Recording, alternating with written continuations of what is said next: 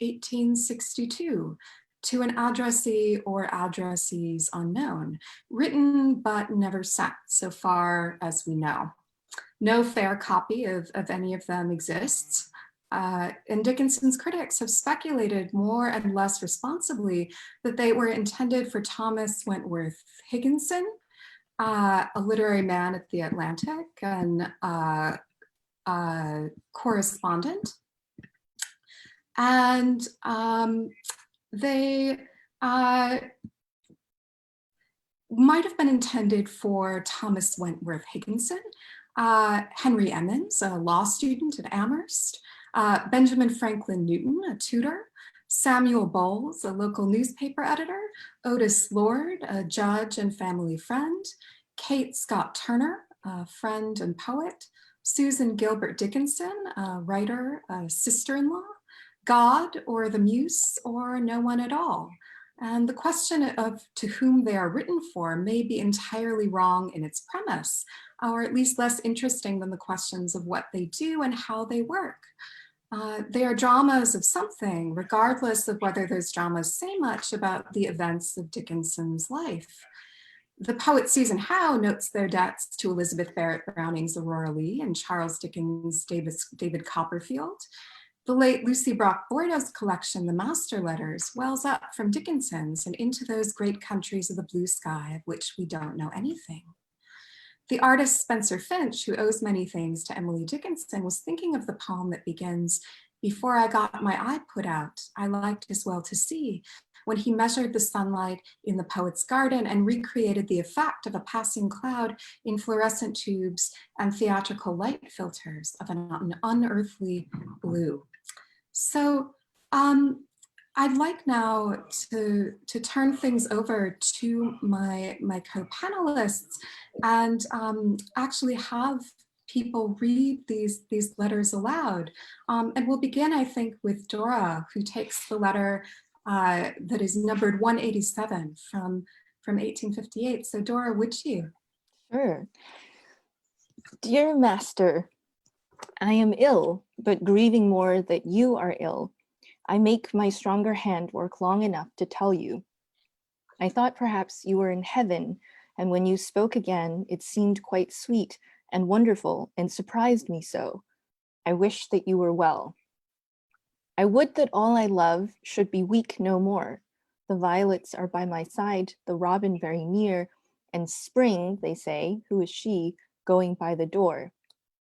Indeed, it is God's house, and these are gates of heaven, and to and fro the angels go with their sweet postilions. I wish that I were great like Mr. Michelangelo and could paint for you. You asked me what my flowers said, then they were disobedient. I gave them messages. They said what the lips in the west say when the sun goes down, and so says the dawn. Listen again, Master. I did not tell you that today had been the Sabbath day. Each Sabbath on the sea makes me count the Sabbaths till we meet on shore, and whether the hills will look as blue as the sailors say. I cannot talk anymore, or stay any longer tonight or now, for this pain denies me. How strong when weak to recollect and easy quite to love. Will you tell me, please to tell me, soon as you are well.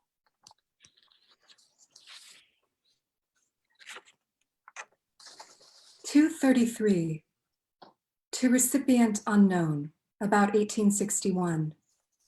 Master, if you saw a bullet hit a bird and he told you he wasn't shot, you might weep at his courtesy, but you would certainly doubt his word. One more drop from the gash that stains your daisy's bosom, then would you believe? Thomas's faith in anatomy was stronger than his faith in faith. God made me, sir, master. I didn't be myself. I don't know how it was done. He built the heart in me. By and by it outgrew me. And like the little mother with the big child, I got tired holding him. I heard of a thing called redemption, which rested men and women. You remember I asked you for it. You gave me something else. I forgot redemption in the redeemed. I didn't tell you for a long time, but I knew you had altered me. and was tired, no more. So dear did this stranger become that were it or my breath, the alternative, I had tossed the fellow away with a smile. I am older tonight, master, but the love is the same. So are the moon and the crescent. If it had been God's will that I might breathe where you breathed and find the place myself at night, if I can never forget that I am not with you and that sorrow and frost are nearer than I. If I wish with a might I cannot repress that mine were the queen's place, the love of the Plantagenet is my only apology. To come nearer than presbyteries and nearer than the new coat that the tailor made, the prank of the heart at play on the heart in holy holiday is forbidden me. You make me say it over. I fear you laugh when I do not see. Chillon is not funny. Have you the heart in your breast, sir? Is it set like mine, a little to the left? Has it the misgiving, if it wake in the night, perchance itself to it, a timbrel is it, itself to a tune? These things are reverent, holy, sir, I touch them reverently, hallowed, but persons who pray dare remark, our Father. You say I do not tell you all. Daisy confessed and denied not. Vesuvius, don't talk. Etna, don't. One of them said a syllable 1,000 years ago, and Pompey heard it and hid forever. She couldn't look the world in the face afterward, I suppose. Bashful Pompey. Tell you of the want. You know what a leech is, don't you? And remember that. Daisy's arm is small, and you have felt the horizon, haven't you? And did the sea never come so close as to make you dance? I don't know what you can do for it. Thank you, master. But if I had the beard on my cheek like you, and you had Daisy's petals, and you cared so for me, what would become of you? Could you forget me in fight or flight or the foreign land? Couldn't Carlo and you and I walk in the meadows an hour, and nobody care but the bobolink, and his a silver scruple? I used to think when I died, I could see you. So I died as fast as I could, but the corporation are going to heaven too, so eternity won't be sequestered now at all. Say I may wait for you. Say I need go with no stranger to me untried country fold. I waited a long time, master, but I can wait more. Wait till my hazel hair is dappled and you carry the cane.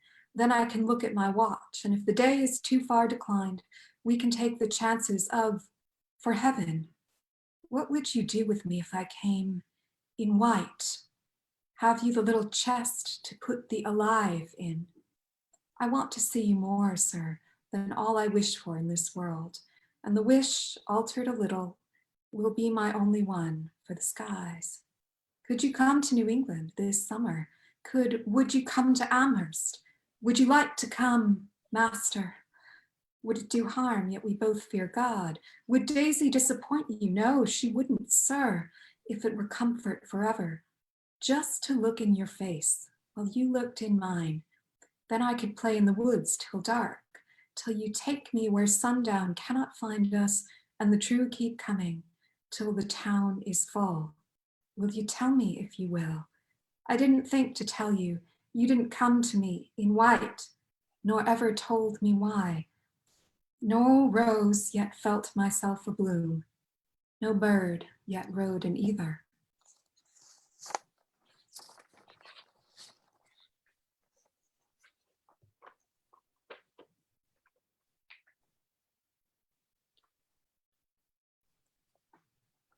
(248) To recipient unknown, early 1862.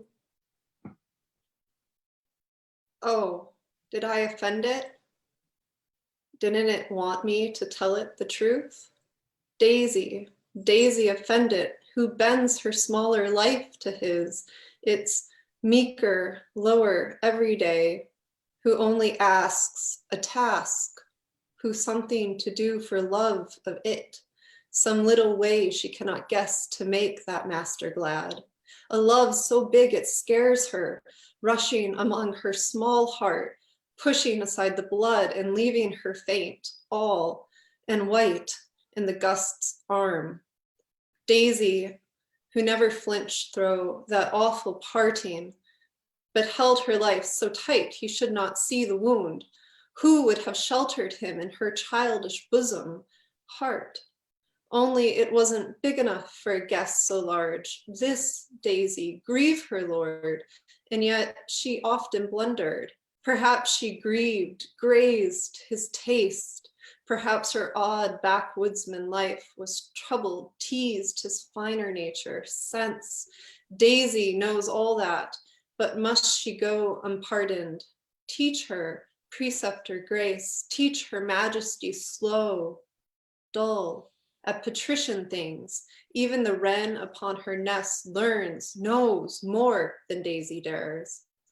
Low at the knee that bore her once into royal worldless rest, now Daisy stoops and kneels a culprit. Tell her her offense, fault.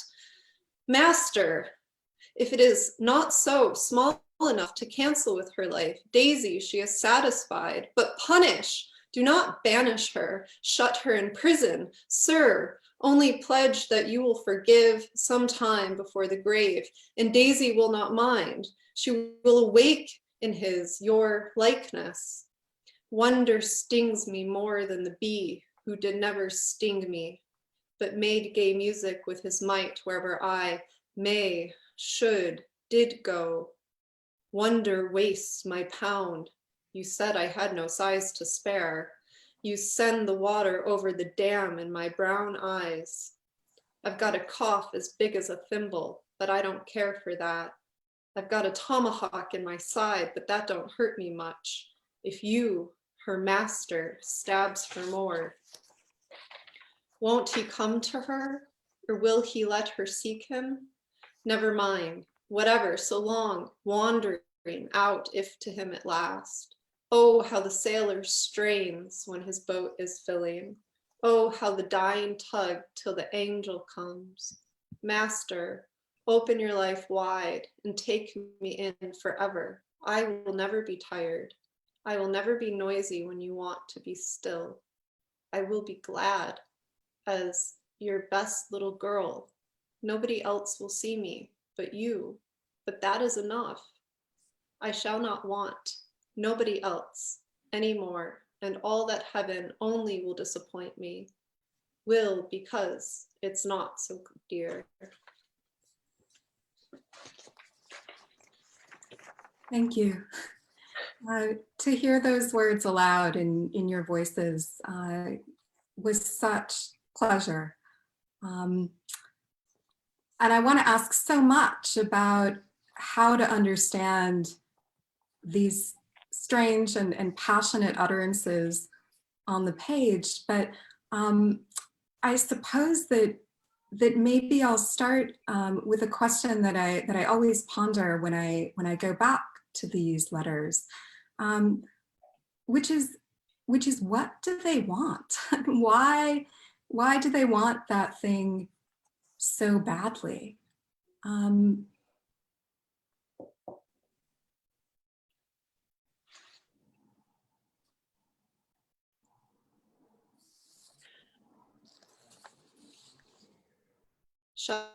Rebecca, do you want to call on us when we speak, or shall we just? I think just speak as you like, quod libe. I think asking what they want is a deceptively complicated question. Mm. And in many ways, there's this almost pure sense of wanting, of that eros, of that desire, and the letter creates a space. The letters create a space, it feels like, for that wanting, for that desire, a space to hold it. And I think there's a sense that she's wrestling with that space, and there are points in the letters where it almost becomes too much, where in the stroke of the pen, she's so overcome that one has the sense she has to walk away for a minute before returning to finish what she's writing. Yeah.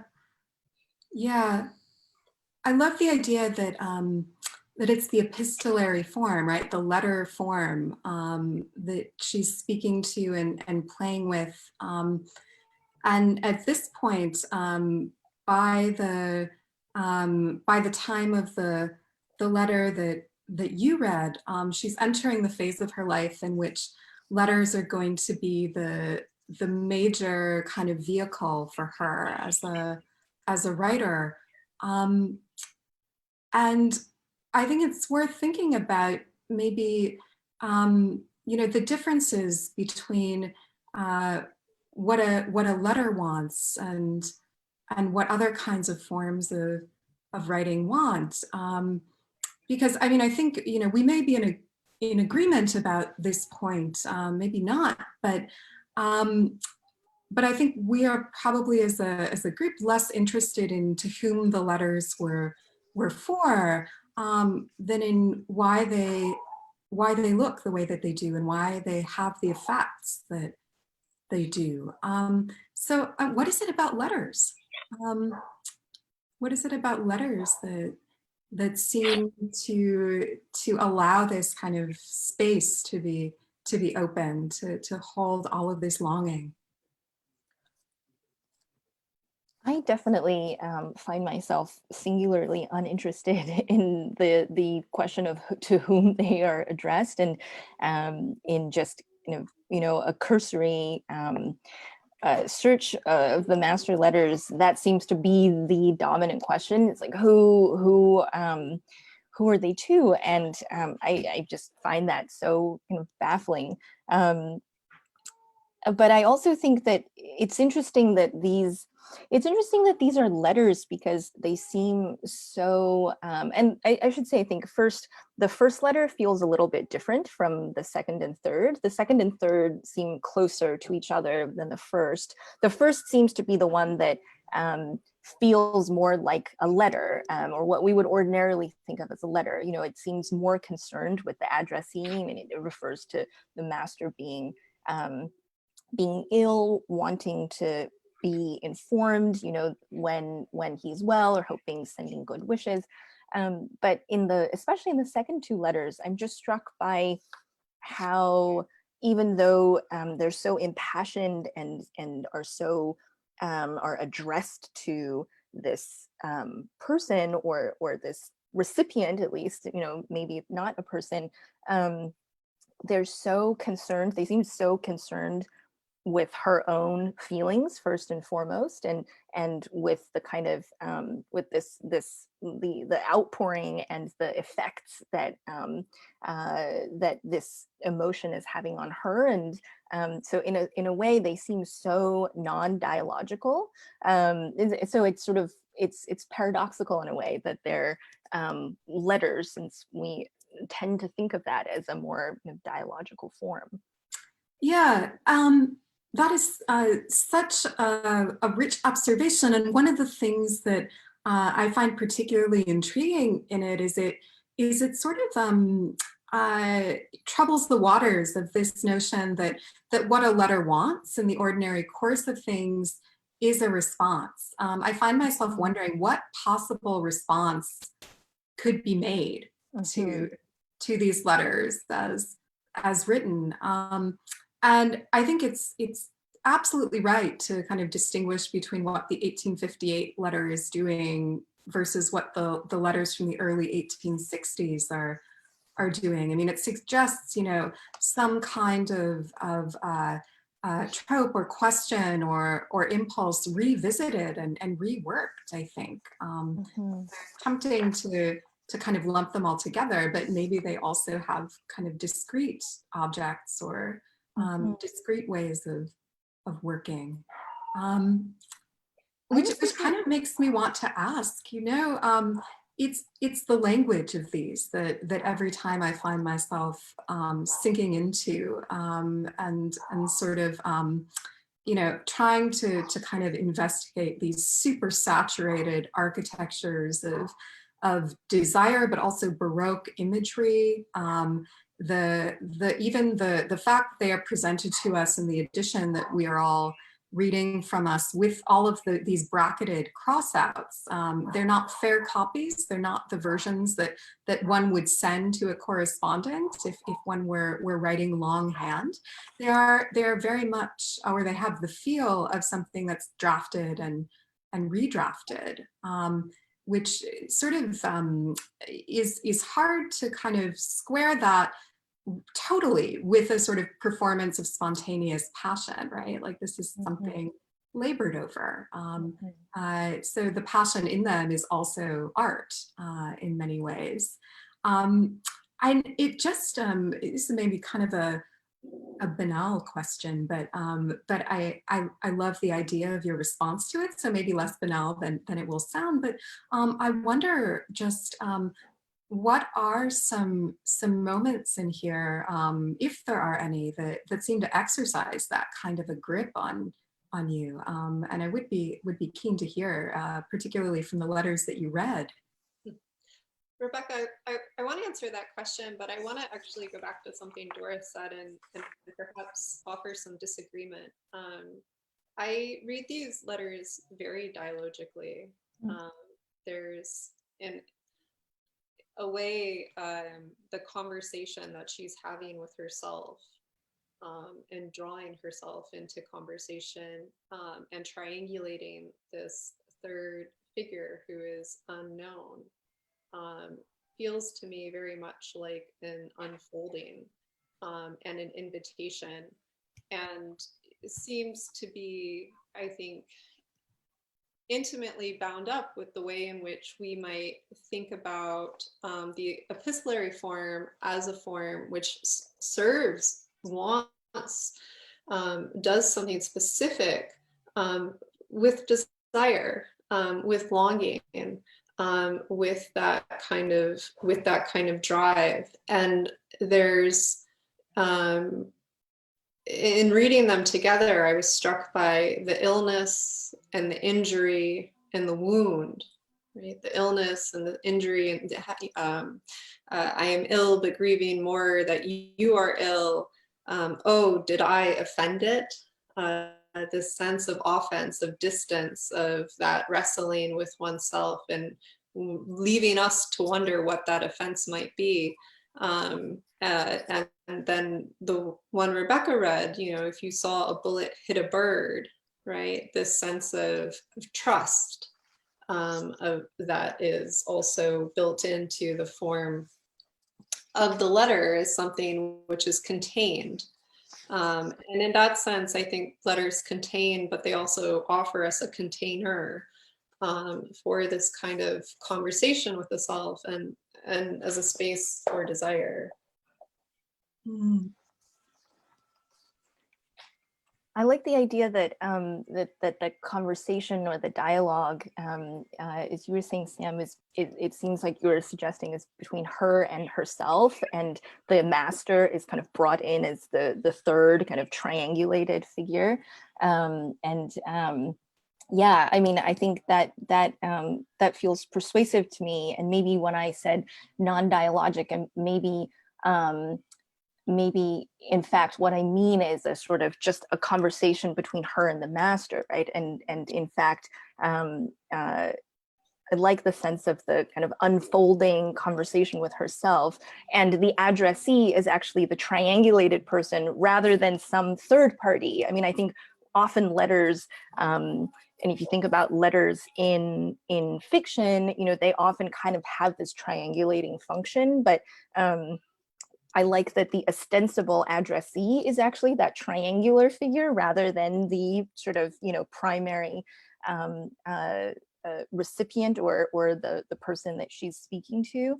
And I was struck by the illness and the wound, the language of the wound as well. That section, if you saw a bullet hit a bird and he told you he wasn't shot, you might weep at his courtesy, but you would certainly doubt his word. That really was one of the moments that really read as a little poem.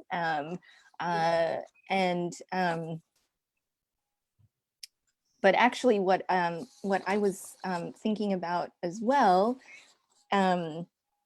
is and this is sort of a little bit unrelated, but what I was thinking about, what was striking, especially in the third letter, as I was hearing it read aloud, was this interest in size, and this kind of being small or large, but like being either very small or very large. And you have this very, one of the things that's so interesting is all the very ungainly images here, like, and like the, actually forget which letter it's in, the one where she's like a small mother with a large child that grows. Maybe it's in the second one. I'll have to look for it. But then also in the third letter, when she says, "Wonder wastes my pound. You said I had no size to spare." Right? There's this kind of like, I don't know, the wound and the illness is also seems to be about, you know, diminishment, and I don't know, being like cut to the bone and being and having sort of nothing left over, like all of these images that seemed kind of strangely related to ungainly sizes. And I'll look for the other image that I was thinking of.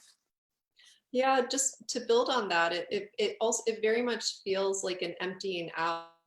This these self-reflections on her own size and conversation with the master is this way of, um, of, of it's not self-negating, but it's a way of abdicating oneself, I think, as an active agent subject, as a handing over of the will.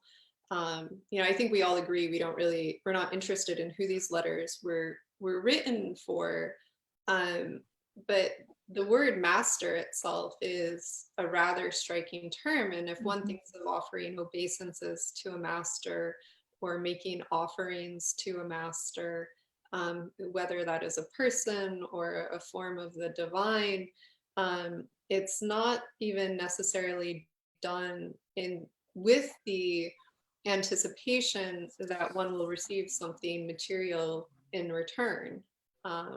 And an offering of devotion, which doesn't, which is pure in that sense. It's without end. It doesn't have that kind of a purpose or expectation attached to it. It's a giving without attachment. Yeah, and I think it's interesting to regard these letters along with the questions of scale, Dora, that you were bringing up, and the sort of drama of objection, if that's the right way of shorthanding what Sam is thinking about. To consider the way that size works in Dickinson often as a confusion between what is very large and what is very small, and the way that actually is a really kind of friable distinction once you start to tug at it, and it describes a certain experience of the world that I think is maybe best summed up in one of the very famous lines, right? The brain is wider than the sky. And she's preoccupied with her own physical smallness throughout the poetry and the letters as well. But I think here you also come up against another sort of favorite Dickinsonian motif, which is the reconciliation of an inner life that is so enormous, so unwieldy, so unmanageable, so much larger than the embodied frame that contains it, but that nonetheless seems to lead back to the body and the problem of the body's experience and the problem of the body's mortality at almost every turn. I'll go back to that line in the second letter, the actual beginning of the second letter. If you saw a bullet hit a bird and he told you he wasn't shot, you might weep at his courtesy, but you would certainly doubt his word. And it opens with a kind of lie about suffering that is easily seen through, right? That bird has been shot, and he might lie and say, oh, it's nothing. But you would have leave as the one who sees to doubt that word, to doubt the kind of open secret of the wound, or rather to doubt that it could be dismissed so easily. And that seems like an interesting relationship to have to pain, right? Or it suggests that the kind of yields of pain here, whether it's the pain of longing or physical pain sometimes, maybe look a little different than one might expect. So it seems to me that alongside size, right, and the question of this play of scale that's operant throughout the letters, you might also lay the question of the value of different types of experiences, right? What is it to value your own desire against the fact of mortality, against the fact of death? So we got into love and death real quickly here, but it's all in it. It seems like there's a question of verification as well in the in the section that you were just returning to. The bullet hit a bird. You might weep at his courtesy, but you would certainly doubt his word. And then immediately following, one drop more from the gash that stains your daisy's bosom, then would you believe? Right? There's this kind of and throughout the letters, there's a sort of assertion. There's a real assertion of her love in the face of some skepticism, it seems, right? Or at least this kind of offering of various tokens of her love. And I mean, obviously belief also conjures up theological connotations, and that, you know, thinking back to the question of the master as well, there is, I did have a sense of kind of like self-flagellation in these letters as well at moments. And I was thinking, think it was Sam, you were talking about a certain kind of abnegation, or maybe you didn't use the term abnegation, but I was thinking that you're talking about, you know, the emptying out and obeisance to the master. And I don't know where to go with that. Just that also, but this kind of proof or verification, needing to, or demonstration, maybe another term seems to be at work there, Yeah. as well. Yeah, the line might, to answer Rebecca's question from a long time ago, but also to build on that and to talk about love and death. My favorite line that kind of cut into me was, I've got a tomahawk in my side, but that don't hurt me much. If you, her master, stabs her more. And so we have this, I love that tomahawk, just the way that fills the whole corporeal sense, and the amount you feel like that don't hurt me much is so pleasurable to say. But there's that sense of the wound and the acknowledgement of the wound and finding pleasure in the wound. And I can't help but think of Bataille, and the way in which he talks about negation and following through the negation, and the way in which we carry our own absence with us, we carry our own death with us. And that is the realization of that, the remembering of that, which is often brought about through corporeal things, through the body, through pain, through suffering, through illness, through the wound. We are supposed to cringe and turn away from that. But Bataille turns it into a site of pleasure, so that instead of moving away from our own negation, that we move into it, and it becomes a site of eroticism. And I think there is a sense of that here, in what Dickinson is doing. And many people have, talked about her as a metaphysical poet, addressing some of these questions. And some have even tied her to Heidegger and this notion of being toward death. I'm not sure I quite read her as doing that here. I think she's a bit more playful and nuanced, and there are some other elements happening, but I think there's this, the pain is affirming, right? And which is why I think I was avoiding using the word I can't say that word anyway, but abnegation.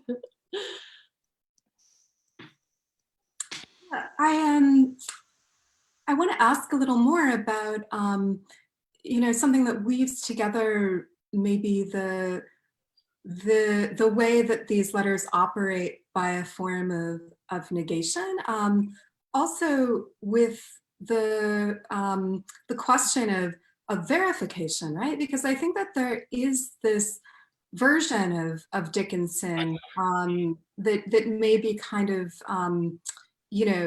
more graspable or easier to access.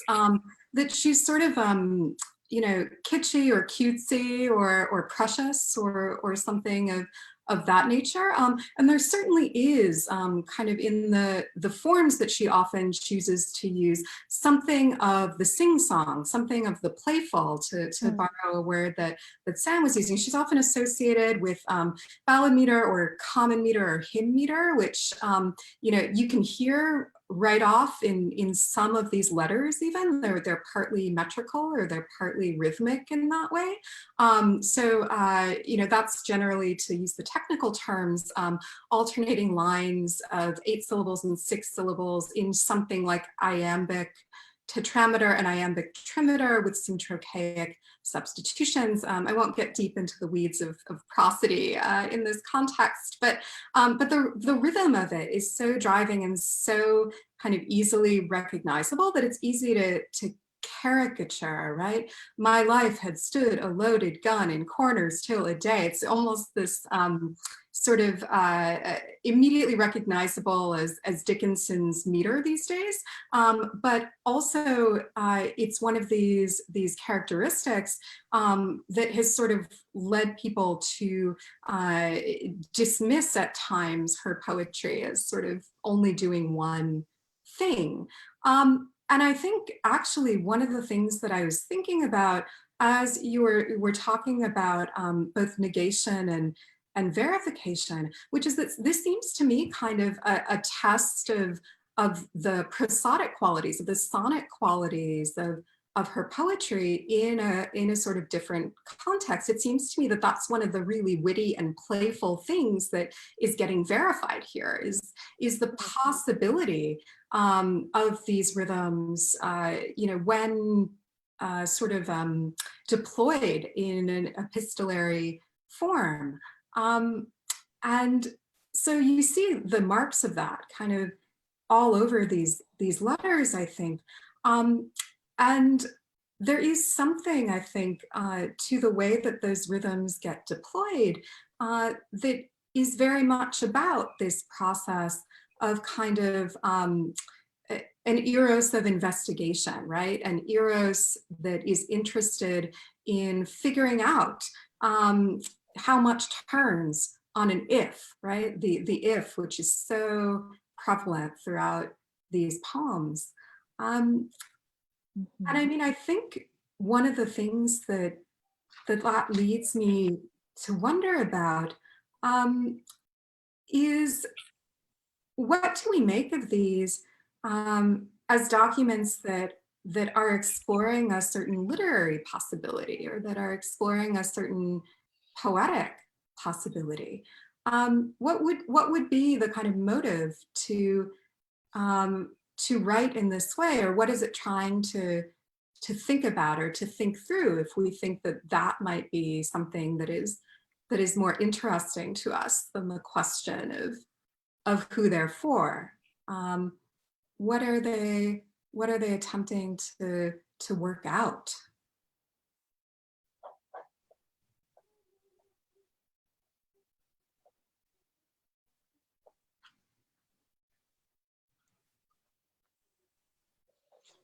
One thing that makes them so enigmatic or just confusing, I mean, maybe to put it more plainly, is their syntax and their punctuation. I mean, that's one of the things that makes it so unlike standard prosaic forms.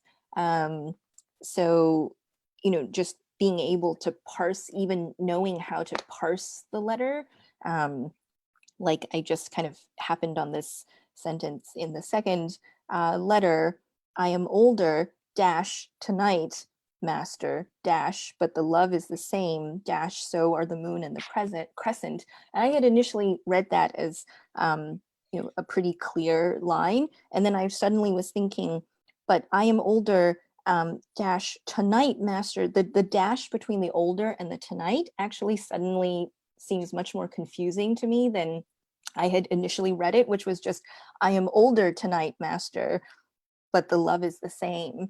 But, you know, it's suddenly, the dash suddenly seems to introduce, you know, a moment of utterance that might be different, that isn't kind of contemporaneous with its utterance, like that it's saying tonight, master, right? That it isn't just I am older tonight, master. So I don't know that that was very clear, but I think one of the things that makes them so unusual is just the fact that, you know, their syntax and the punctuation, the dash, which we so associate with Dickinson, is here as well in this, you know, prosaic form. And Rebecca, you would probably know more about how it compares to her other correspondence, you know, if it is anomalous or if in fact this is, you know, very much in keeping. Yeah, yes and no, right? So there are things about these letters that kind of take her into a really sort of impassioned tone in an extended way, in a way that is not always typical of the letters as well. I mean, like, you know, she's a prolific correspondent and she wrote letters in many, many moods, right? And they do many things. And some of them are much more prosaic in certain ways. But there are certainly letters that are quite passionate. I mean, many people may know that she wrote extremely intense letters to Susan Gilbert Dickinson, who was married to her brother Austin. And there's been a lot of speculation about whether they were love letters or not, or to what degree we can understand them as fitting into sort of archetypes of 19th century romantic friendship between women, and to what degree we should interpret them as having homoerotic longings.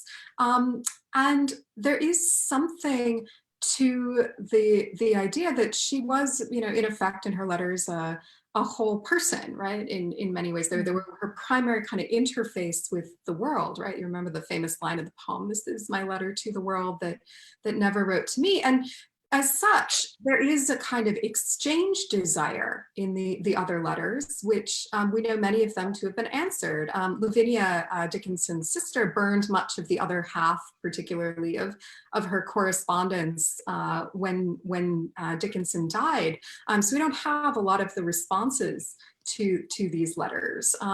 But one of the things that I think you can see in them, and particularly, you know, in the master letters, are places where that desire to be answered gets reworked in different ways. She was notoriously, you know, resistant to attempts to get her to publish her poems, but there is also a sort of, you know, did she want to be persuaded into actually publishing those poems? And some have understood this as more of the conventional pose of the 19th century poetess who is not supposed to want to be public in this way.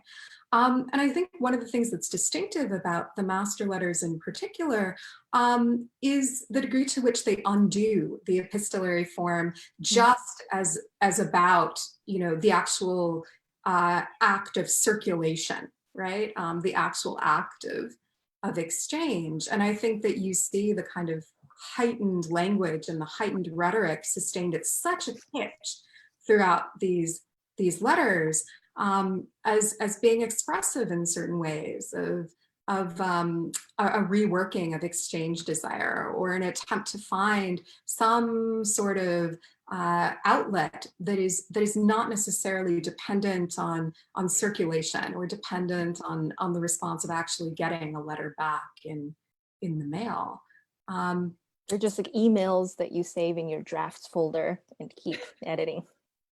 Oh, I think that's right. I think that there's a real analogy to be drawn between what this letter does, and what letters do that you never intended to send to a living soul. So not to kind of move into the fallacy of intent. Well, we don't, I mean, in a certain sense, we don't know if a version of these letters was ever sent. Yeah, that's true. That's true. The only idea is that the best guess, right, is that they were never sent.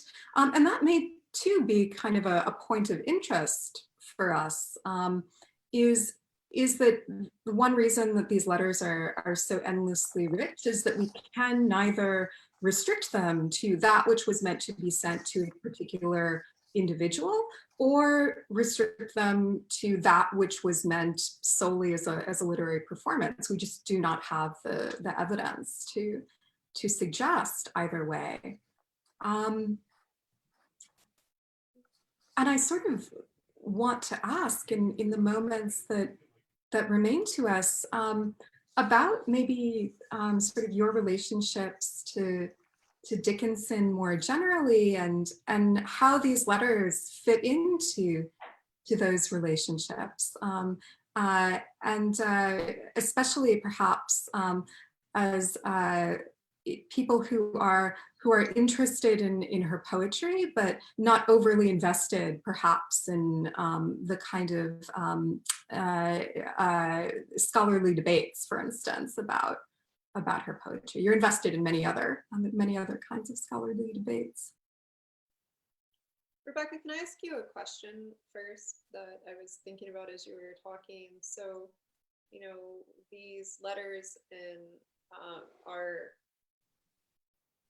a kind of offering a kind of mirroring function, and she's having this conversation with herself addressed to, but she's addressing herself in these letters as Daisy. And Daisy, of course, has its own register. Daisies have a register of symbolic meaning, often associated with purity and the Virgin Mary and innocence. But I'm wondering if there are other terms that she uses that you're aware of in her correspondence to address herself. Yeah, so actually I'm thinking of a letter that she writes to Thomas Wentworth Higginson, in which she describes herself, and famously, I think, describes her eyes as being like the dregs of whiskey or something. So she was interested in this act of self-definition, right, and self-appellation and self-description throughout the letters, right? The hazel hair that you get here recurs elsewhere in her letters. Daisy, by the way, picks up on the language of Charles Dickinson's David Copperfield, right? So little Emily addresses a master in that book, and Elizabeth Barrett Browning's not as well read as it should be, big long poem Aurora Leigh, actually has a passage where the heroine Aurora Leigh confesses her love to Romney, and the letters actually seem to rework parts of that language. So in many ways, it gestures this act of self-naming at conventions that belong to the tradition of kind of 19th century poetesses, right? Who are often kind of referring to themselves by pseudonyms, and for all sorts of reasons, right? Anxieties about women publishing, but also the kind of poetic convention or intimate convention of choosing some sort of secret name for either the the lover or the self. And I love the idea of just thinking about Daisy also as having these connotations of purity, but on smallness, but also and I love that you have daisies near you, or something that looks rather daisy-like. Daisies, yes. Yeah, good. In the letters. How brilliant. So one of the things I think that's so fascinating about the act of sort of choosing a name or allowing yourself to perform to that name in third person, right? These letters are sort of weirdly written in third person, is that it allows for both the kind of reading of that term as sort of drawn from the onomasticon of symbolic names, and it also allows for a reading where you're thinking about a sort of series of removes between perhaps the historical person who wrote this letter and the perhaps archetype or character or particular embodiment of a psychic state that she is attempting to inhabit. I also think about flowers as reproductive organs, but also flowers as very fragile and ephemeral, and things that remind us of their fragility and their ephemerality. And then daisy, which is a sort of decorative flower as well, one that sort of gestures at domestic interiors, which is something that we might also associate with Dickinson. And I suppose we ought to round things off by thinking perhaps a little bit about what it means to be reading these letters right now. I confess that I have been going back to them of late, and I wonder why that is, not merely in a narrow sense, but how they ring out in this particular moment. Why have you been driven back to them, Rebecca? What's been pulling you there? Oh my. Well, about 90% of it, I have to plead the fifth, but one of the things that I've been thinking of as I return to them is what it means in the first place to write a letter in this particular moment, not only kind of this particular historical moment, but as someone who's written letters all my life, what it means to think about the form in an entirely new way, as a kind of interface with the world, and perhaps an interface with the world that never in the end promises that hoped for thing, which is the reciprocity of exchange. So maybe they're for something else, if you can't stop writing them anyway.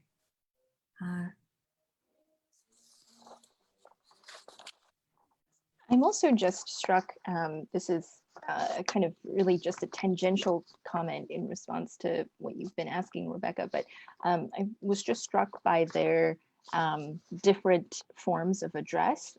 So the first one begins "Dear Master," and the second one begins "Master," period, which seems very, very different to me, and we're now kind of, I think, at least some of us are well versed in the art of close reading email salutations and all the different things that that a warmly or a best or an all best or whatever, these sort of inconsequential sign-offs, but that convey all of these meanings. And then the third letter just doesn't have an addressee at all, right? So there's a sort of movement even amongst these letters in their relationships to the master as an addressee. So